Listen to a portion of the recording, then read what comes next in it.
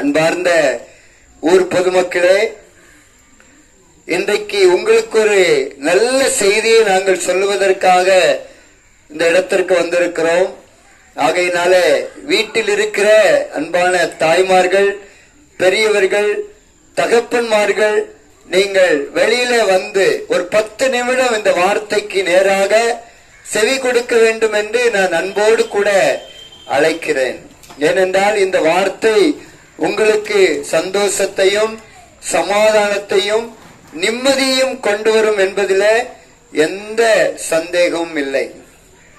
இயேசு கிறிஸ்து இந்த உலகத்தில் வாழ்ந்த நாட்களில நன்மை செய்கிறவராகவே சுற்றி திரிந்தார்.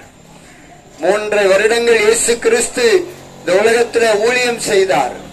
அந்த 3 வருடத்துல ஏராளமான மக்களுக்கு அவர் நன்மை செய்தார். மரித்தவர்களை உயிரோடு எழுப்பினார், முடவர்களை நடக்க பண்ணினார், குஷ்டரோகிகளை சுகமாக்கினார், பார்வை இல்லாதவர்களுக்கு பார்வை கொடுத்தார். எத்தனையோ அற்புதங்களையும் அடையாளங்களையும் இயேசு கிறிஸ்து இந்த உலகத்தில் வாழ்ந்த நாட்களில அவர் செய்தார். அந்த இயேசுதான் இங்க உங்களை தேடி வந்திருக்கிறார். 2 பேர் 3 பேர் என் நாமத்தினாலே கூடுவீர்களோ அவர்கள் மத்தியிலே நான் இருக்கிறேன் என்று வாக்கு பண்ணின ஆண்டவர் இங்க வந்திருக்கிறார். இயேசு என்கிற அந்த நாமத்துல இந்த இடத்துல கூடி வந்திருக்கிறோம். இயேசு இங்க வந்திருக்கிறார். எதற்காக என்றால் உங்களுக்கு ஒரு நன்மை செய்வதற்காக, உங்களுக்கு ஒரு நன்மை செய்வதற்காக ஏசப்பா இங்க வந்திருக்கிறாங்க. ஆகையினால கொஞ்ச நேரம் ஒரு 5 நிமிடம் அந்த வார்த்தைகளுக்கு நேராக நீங்க திரும்பும்படி உங்களை அன்போடு கூட நான் அழைக்கிறேன். வேதத்தில் ஒரு வார்த்தை எழுதப்பட்டிருக்கிறது, உன் வழிகளை கர்த்தரிடத்தில் ஒப்புவித்து அவர் மேல் நம்பிக்கையாயிரு, அவரே காரியத்தை வாய்க்க பண்ணுவார். உங்க வாழ்க்கையில இதுவரைக்கும் எந்த காரியம் தோல்வியில முடிந்திருக்கிறதோ அந்த காரியத்தை நீங்க ஆண்டவராகிய இயேசு கிறிஸ்துவிடத்துல சொல்லுவீர்கள் என்றால் இயேசு உங்களுக்கு ஜெயமாக மாற்றி தருவார். உங்க வாழ்க்கையில தோல்வியா, உங்க வியாபாரத்துல தோல்வியா, நீங்க எடுக்கிற எல்லா முயற்சியும் தோல்வியில முடிகிறதா, கவலைப்படாதீங்க. ஆண்டவராகிய இயேசு கிறிஸ்து உங்களுக்கு ஜெயம் கொடுப்பதற்காக இருக்கிறார்.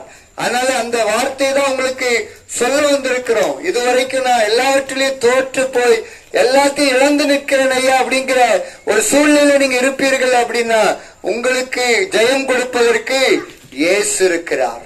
ஆகையினால இயேசுவிடத்துல உங்கள் காரியத்தை நீங்க சொல்லுவீர்கள் என்றால் அந்த காரியம் எல்லாமே ஜெயமாய் முடியும் என்பதிலே எந்த சந்தேகமும் இல்லை. என்ன பிரச்சனை, என்ன போராட்டம், தீராத வியாதி எதுவாயிருந்தாலும் சரி, அவரால் முடியாத காரியம் என்பது எதுவுமே கிடையாது. எல்லாருக்குமே ஆண்டவராகிய இயேசு கிறிஸ்து நன்மை செய்வார். அவர் நன்மை செய்கிற தேவனாகவே சுற்றி திரிந்தார்.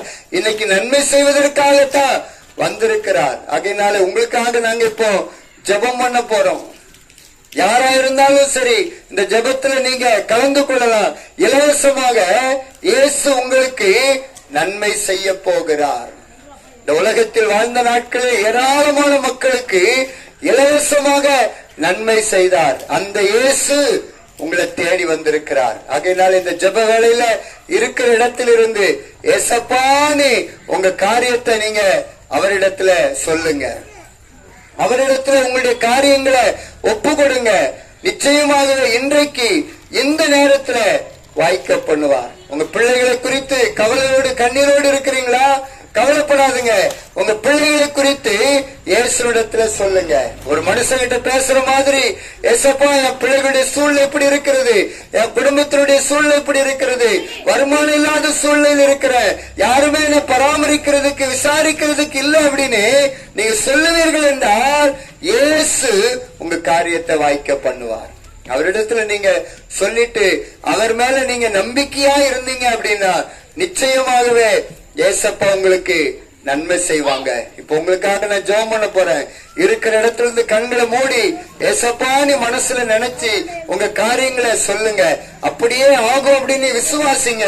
நிச்சயமாகவே காரியங்கள் வாய்க்கும். இப்போ உங்களுக்காக நான் ஜெபம் பண்ண போறேன். இருக்கிற இடத்துல கண்களை மூடி என்னோடு கூட இணைந்து ஜெபத்துல இருங்க. ஏசப்பா இன்றைக்கு இப்பொழுது இந்த நேரத்துல உங்களுக்கு ஒரு நன்மை செய்வார்.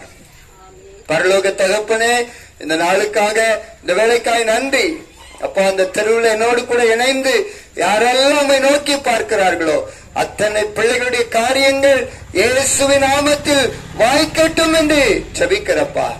ஆண்டவர், இந்த தெருவில் இருந்து உம்மை நோக்கி பார்க்கிற ஒவ்வொருவருக்கும் நன்மை செய்கப்பா. நன்மை செய்கிறவராக சுற்றி சிறந்தவரே, இந்த தெருவுல யாரெல்லாம் உம்மை நோக்கி பார்க்கிறார்களோ அத்தனை பேருடைய வாழ்க்கையிலேயும் ஒரு நன்மை உண்டாகட்டும் என்று ஜெபிக்கிறேன்.